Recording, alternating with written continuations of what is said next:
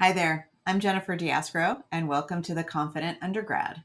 This is my first video, and I probably should spend a little bit of time introducing myself and the Confident Undergrad, but I really want to jump right in with some substantive, concrete information that you can use right now.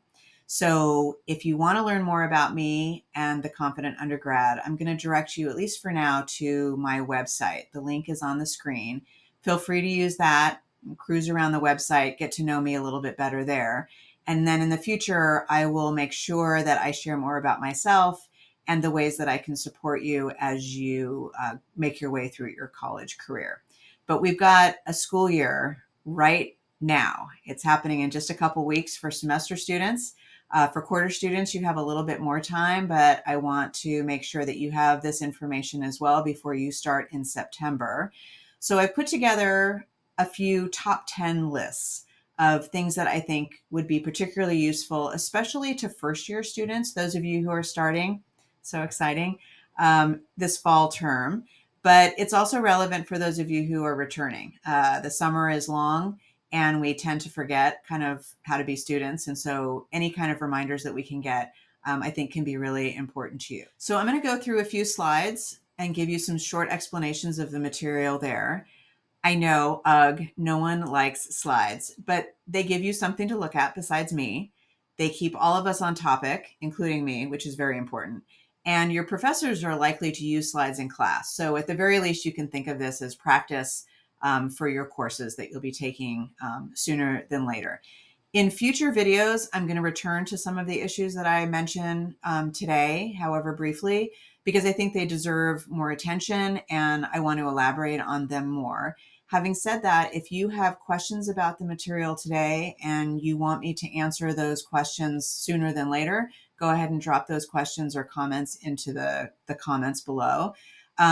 If you notice that I don't discuss something that you would really like some attention paid to, I'm happy to address those in future videos as well. So go ahead and throw those into the comments as well, and I'll make sure that I make note of those as well. Okay, then let's get started. We'll begin with the top 10 things to do for class. First, show up. One of the biggest differences between being a college student and a high school student is that there's no one around to make you go to class. And there will be many times when you'll just want to blow it off. But unless you're sick or have a pre-scheduled commitment of some kind, do not do it. The second thing is read each of your syllabi really carefully and revisit each syllabus throughout the term. I cannot emphasize enough how important it is to know what is in your course syllabus. So take the time to know what the rules are, and they will vary from class to class. Know what your assignments are and their due dates. They will vary from class to class. And ask questions if you have them. Your professors are there. They want you to ask questions, especially at the beginning of the term. So make sure you do it if you have any questions at all about what the syllabus says. Do the reading for each class before the class session meets. You'll be expected in college to have read so that you can follow what's going on and even participate in class.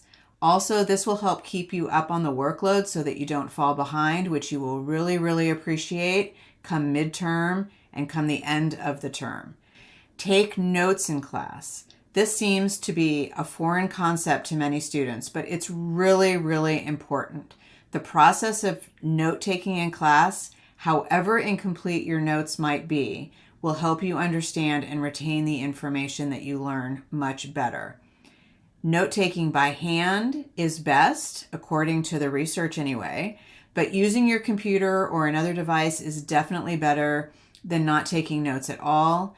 If you have an inability to take notes, especially by hand, there are services at school that can help, and I'll talk a little bit about this in just a minute. So next on the list is go to office hours. These are hours each week that your professors will schedule to meet with their students. I suggest you go early in the term, even if you don't have a question, but of course, especially if you do have questions, so that you can introduce yourself and you can set yourself up better to ask questions later in the term. Students also have academic advisors, and you may already know yours because these are the folks who help you pick your classes, and especially when you're just getting started, they play a really integral role. Usually advisors are in the department where your major is, but you may not have a major yet. You may be undeclared, in which case there's a more general advising office that can provide you support. These folks, like I said, help you choose classes. They can also help you plan for graduating on time, whatever that means to you. You should use them, especially as you're thinking down the line to how you want to plan out like the next 2 or 3 years of school, which may seem weird when you're first starting, but into your second term, into your second year, you'll want to use them to really help you. They're very, very knowledgeable and they are there to support you, so definitely use them. The Writing Center and the library, very underutilized places on campus, but really important sources of support. Both are staffed with folks who can be of enormous assistance to you as you complete assignments, especially writing assignments, but not necessarily just those. But you're more than likely to have to write at least one paper during school. You're probably going to have to do a research project of some kind.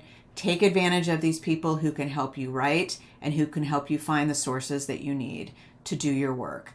And libraries, on top of everything else, have computers, printers, and other tech that you can use as well.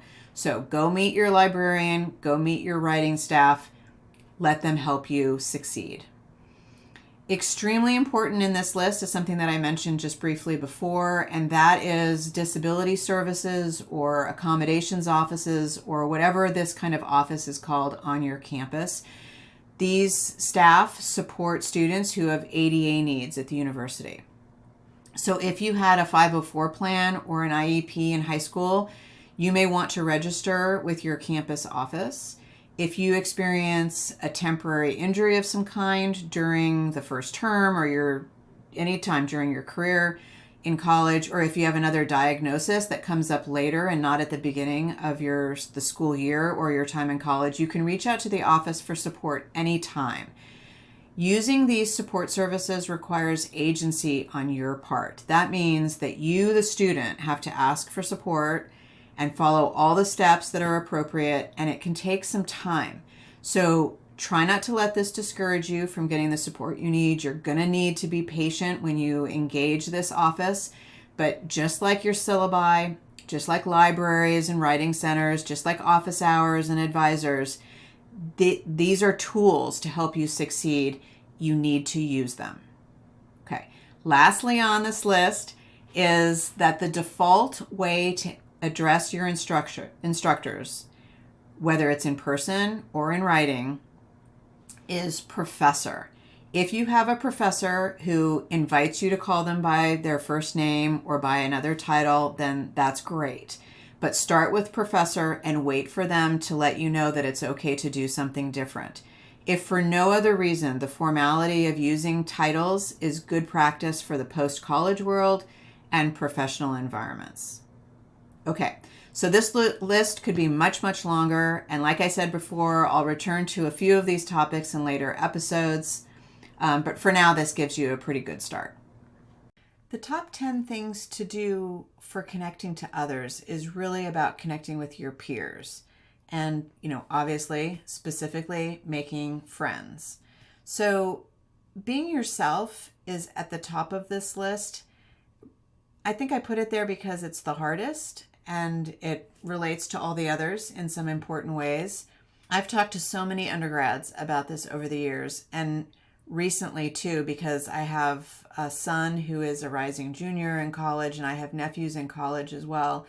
And they all say that this is an opportunity to let go of the clickiness of high school and settle into who you are and who you want to be. This is way easier said than done, for sure.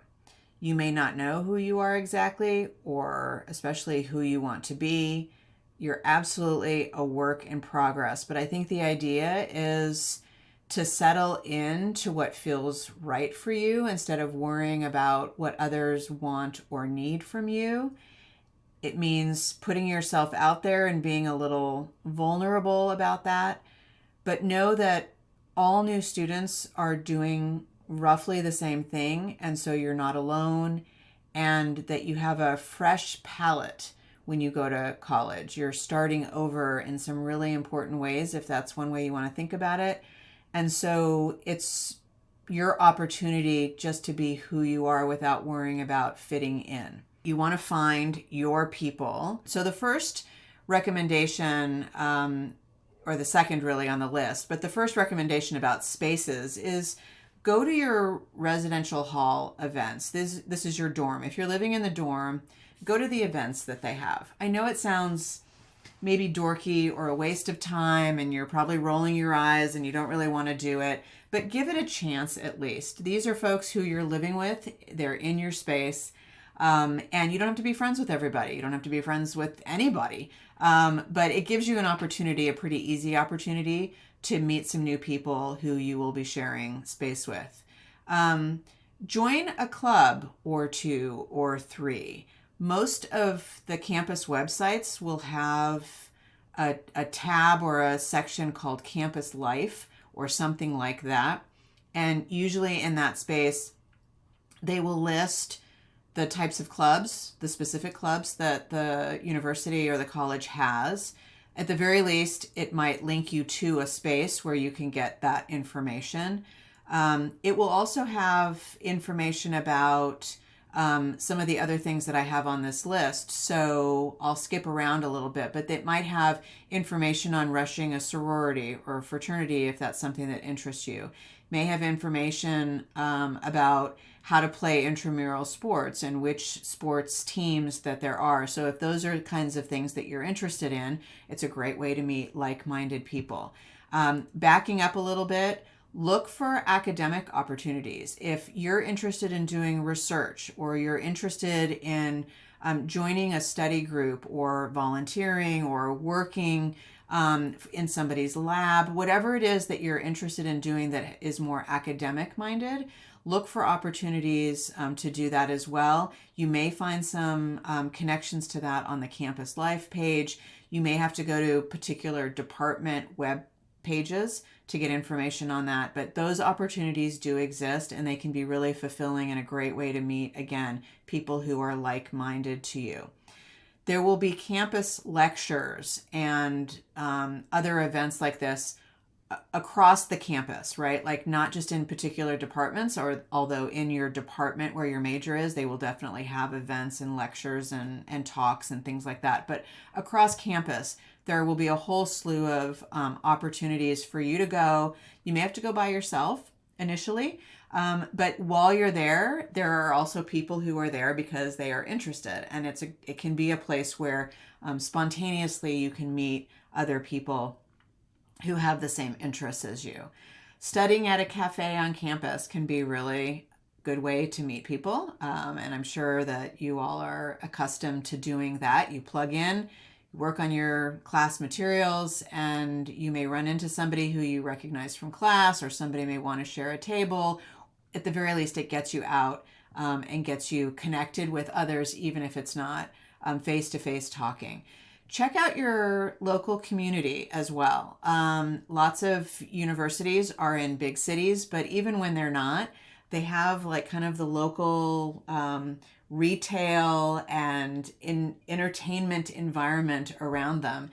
And there are things to do in those spaces. There are bookstores, there are theaters, movie theaters, including, but also, play theaters. There are concerts that will come to campus as well as to your local community. There are places to hang out. And so check that out, see what appeals to you, if anything does, but don't confine yourself to your campus necessarily. You want to be safe. And go at times when it is safe to wander around in your local community. But try to do that a little bit. It will get you off campus, and it's good for your brain to be separated from campus a little bit too. And subscribing to the school paper is always a great idea. That's one way that you learn about all of these things. There will be lots of ads. But you also can learn from people who are writing articles and providing other pieces of information in your school paper. It connects you to your university in ways that you would not otherwise be connected. So I think that that is a great thing to do as well. Again, many more things I could add to this list, but this is kind of again, the top 10 things, the things that come readily to mind for me and from students and family who I've spoken to, that will also, again, get you off on the right foot. Okay, and last but definitely not least, top 10 things to do for expanding your horizons. I mean, you're doing this just by being in college. In my view, the single most important part of college is that it expands your horizons. It's inevitable. You can't help but having a broader outlook on your life and life in general. But we can be a little bit more specific and focused about how to make that work. And so that's what this list is about. I've already mentioned exploring the local community. Can't say that enough. But also go to community events. I kind of alluded to this with the last list, but it really is important just to get out and then go to community events. There will be theater, like I said, there will be plays, there will be concerts. There are coffee shops and bookstores and so many more things. Go and engage in those ways. Related to this is that there are often discounted student tickets. So explore this as well. This will be true on campus as well as in the community. And it's also true, by the way, for transportation, like bus passes and things like that. So if your community is a little bit further than walking distance, or you can't walk or don't want to walk for whatever reason, there are other ways of getting around, and it might be that there are discounted or even free ways of doing that. So check into that, look into the tickets and the transportation. It really can broaden your horizons in really important ways. In addition to subscribing to your campus paper, subscribe or read in whatever way you can your local community paper as well. It'll give you all kinds of insights into what's going on, give you other opportunities, make you feel connected, and learn about local politics, society, culture, all the things that are there for you. Travel locally if you can, or even a little further. I mean, that means that you might be able to travel within your state. And that might be relatively easy with buses or with trains. And so that's worth exploring, but even go a little bit further too. And related to this is then consider studying abroad. It is more affordable and possible than most students think it is, so it is worth looking into. And I mentioned with our first list that talking with advisors and kind of planning out for a couple years, if not your whole career in college, can be a helpful thing. And one of the ways that that's helpful is thinking about how studying abroad can fit in if that's something that you're interested in. So getting an internship or a job on campus or off campus is another terrific way of expanding your horizons. Maybe not to do in your first year, just like you wouldn't go study abroad your first year, but it is worth looking into, thinking about where you go to get that information on your campus.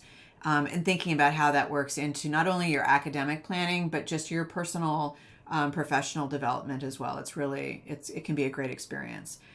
Try to make friends outside your group. You're going to be really focused on just kind of finding who your people are initially, but then also kind of working outside of that a little bit and thinking about how you can expand your horizons to other people. And other interests, other cultures, other things that perhaps are not in your comfort zone. College is just a great opportunity for this, so I can't stress that enough. Again, joining a club outside your comfort zone is one way of doing that as well, learning something new.